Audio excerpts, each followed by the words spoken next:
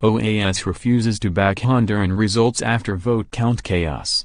TEGUCIGALPA, Reuters. The Organization of American States on Monday said it could not be sure Honduras president won a second term in an election last week, citing irregularities and errors in the process and calling for a recount of nearly a third of the votes. Authorities finished counting votes on Monday after a week of increasingly widespread criticism about the November 26 election, with the diplomatic body lending credence to opposition claims the government manipulated the results to ensure a win. The tight margin, along with the irregularities, errors and systematic problems that have surrounded this election, does not allow the mission to be certain about the results, said former Bolivian President Jorge Quiroga, heading the OAS election observation mission in the Central American country. Early on Monday, electoral authorities said President Juan Orlando Hernández won 42.98% of the vote, compared with opposition challenger Salvador Nasrallah's 41.39%, based on 99.96% of ballot boxes tallied. However, the authorities refrained from declaring a winner, with Nasrallah's center-left opposition alliance demanding a wide recount of nearly a third of votes, a request supported by the OAS and European Union election observers. The alliance, which claims that results sheets from ballot boxes were altered, is also likely to formally contest the results. President Hernández, who has been praised by the United States for his crackdown on street gangs, also refrained from calling himself the winner on Monday, despite claiming victory several times since the election.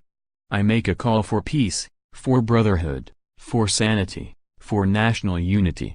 My commitment to work for peace and tranquility of Honduras is more firm than ever," he told reporters. His government was struggling to contain the fallout from the chaotic election. Additional powers granted to the army and police and a nighttime curfew from Friday have led to more than 1,000 arrests but failed to stamp out protests. Up to 12 people have been killed in the protests or during a nighttime curfew imposed since Friday to try to contain the unrest. Tens of thousands peacefully took to the streets on Sunday in a show of force for the opposition. Overnight, residents in the capital Tegucigalpa banged pots and blew horns to show anger at the curfew. Apparently responding to former TV star Nasrallah, who has called on security forces to rebel, more than 200 members of the elite Cobra's riot police unit in two cities said they would no longer help enforce the curfew, saying it was tantamount to taking sides. "We are rebelling," said one of the policemen, who covered his face in a ski mask and declined to give his name. "We call on all the police nationally to act with their conscience." The police also said they were angry about the death of two colleagues shot while they were enforcing the curfew on Sunday night, an attack a spokesman said was unrelated to the election protests. Two civilian protesters were killed in the capital overnight, their relatives said, although authorities did not confirm the deaths. Television images showed tear gas drifting over the elite police unit's base and their armored riot trucks returning from the streets to cheers. Media reports said some members of other police units also protested, adding pay and conditions to their complaints. It was not clear if the police rebellion would spread, as night fell and another curfew began. The OAS called for peaceful protests, said politicians must not incite violence and said security forces must respect human rights. Last week, at least 3 people were killed as soldiers broke up protesters' blockades of rubble and burning tires. One police source and local reports said 5 more had been shot dead in the north of the country on Friday. The deaths have not been confirmed by authorities. In a striking sign of support for Hernández, the U.S. State Department cleared the way for Honduras to receive millions of dollars in U.S. aid 2 days after the election, certifying that the government has been fighting corruption and human rights, a document seen by Reuters showed.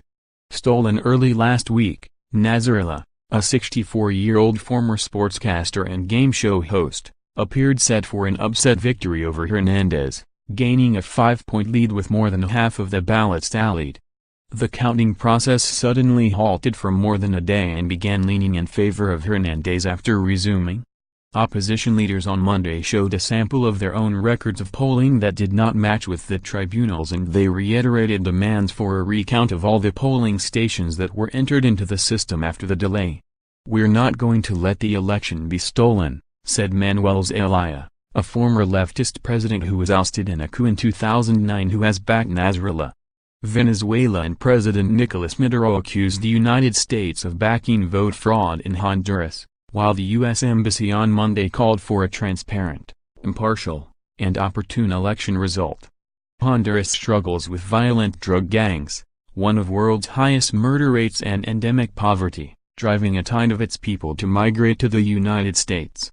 Hernandez, 49, implemented a military-led crackdown on gang violence after taking office in 2014. He has been supported by U.S. President Donald Trump's Chief of Staff, John Kelly. Additional reporting by Adriana Barrera in Mexico City, writing by Michael O'Boyle and Frank Jack Daniel, editing by Andrew Hay and Mary Milliken.